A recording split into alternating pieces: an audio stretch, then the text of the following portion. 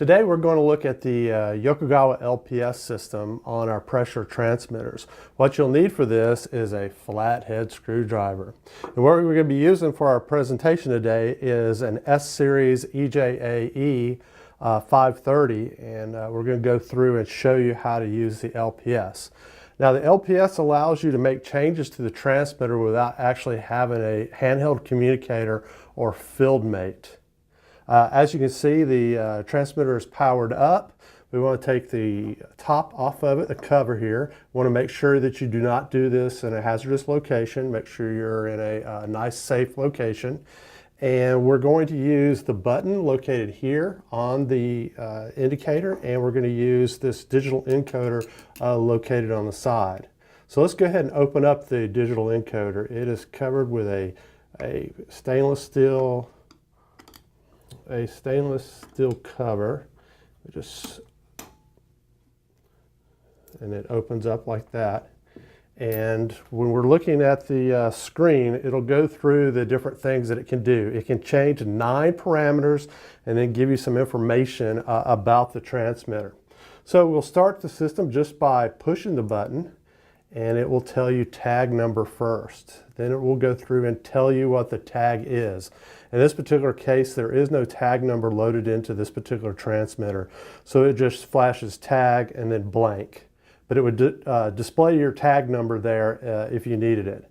Press it again and it comes to your unit of measure. In this case, it's set to PSI. So it tells you the unit and the PSI. And it will continue to alternate between the item you're on and how it is set so that you'll have an understanding of what it is.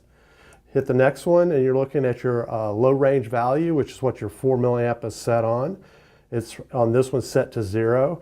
Your upper range limit, which is what your 20 milliamp is set to, and it's set for 25 PSI.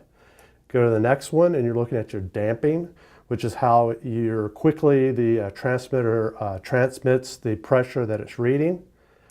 You've got how it is transmitted out, whether it's linear or square root. In this particular case, you can see on the screen that it is set to linear. You hit another one, hit it again, and it will tell you what your display is set on.